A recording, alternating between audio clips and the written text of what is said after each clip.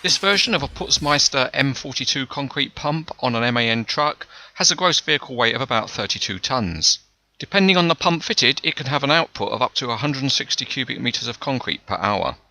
The model comes in a smart Putzmeister branded box, and it's certainly good to see that there's technical information about the real machine printed on the box sides.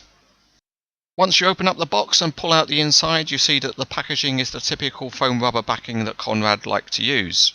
But it protects the model well, and the only things inside the box are the model and a small bag of parts.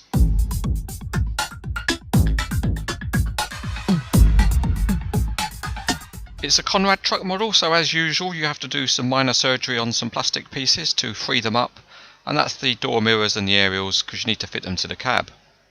The door mirrors get fitted in the usual method, and for MAN truck cabs you have to fit a little mirror on the side of the frame first, and then you can pop that into the holes that are in the cab, and then the mirror's fixed reasonably firmly in place.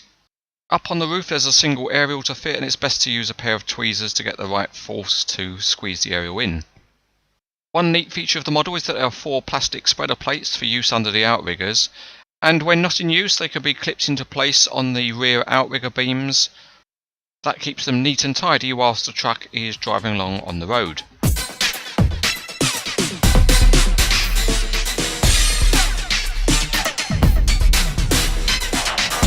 The MAN truck chassis looks reasonably good. Many of the suspension and transmission parts are in fact in plastic, and because of the steering mechanism there's a small piece of drive shaft missing from the engine. The wheels look very smart, they're shiny with good wheel nut details. But although the tyres have a good tread pattern, the same design is used on all of the axles. The cab is pretty good with all the usual details both inside and outside, and the Putzmeister colour scheme looks good. That colour scheme and the sharp graphics also enhance the side of the truck. The front outrigger beams are a mixture of plastic and metal, but it's good to see that the piston is a smooth cylinder rather than a screw thread. The rear outrigger beams are metal, and there's some nice detailing on the inside, which are the hydraulic fluid coolers. At the rear there are some very good metal handrails and steps, whilst at the back the lights are painted on. The pump equipment is modelled well with metal pipelines, and at the back the hopper has a very nice grille. The boom is also high quality, it's metal, as are the concrete pipes on the boom, and the rivets used are reasonably small. A particularly nice feature is the graphics, which when the boom is all folded up, join together to make the Putzmeister elephant. At the end of the boom there's some rubber tubing which allows the CranesEtcTV guys to point their hose.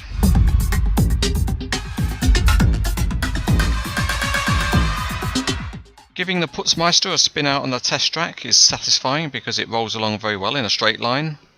And picking it up there's some play in the rear axles which represents suspension. But this particular chassis has very good linked steering at the front with a very good range of movement, and if you set that then the truck really does produce a pleasing turn around a corner. Once it's arrived at the job site then it can be set up to do some serious concrete pumping. So the first thing to do is to pull out the outriggers and then detach the spreader plates attached to the bottom. And the pads are extended by just pulling them down. Once you've achieved the extension you want, you can then put one of the spreader plates under the pad. At the front the outrigger beam arrangement is a little bit different because it's telescopic. The inner stage is plastic and the outer stage is metal, and the pad is extended in exactly the same way just by pulling down on it. Although the extension of the pads is relying on friction, Conrad have done a good engineering job because they're strong enough to hold the model entirely up so that the wheels spin freely. The interesting part of a concrete pump model is opening up the boom, and you can do that fully on this model. It's very stiff in terms of the cylinders, but that's good because it means it will hold any pose that you want to set. The boom design is clever because it's made of 5 interlocking sections which can all be opened independently, and that allows the real machine to reach up to a height of about 42 meters or a vertical distance of around 37 meters. Because Conrad have modelled the boom mechanics accurately, it's possible then to replicate on the model really any pose that the real machine could set up. And as you can see here, even though the metal boom is reaching out a bit, the hydraulics are stiff enough to be able to hold the pose. This does mean that this is a particularly good model if you wanted to use it on a construction site diorama. Not only does the boom fully unfold, but it also rotates fully through 360 degrees.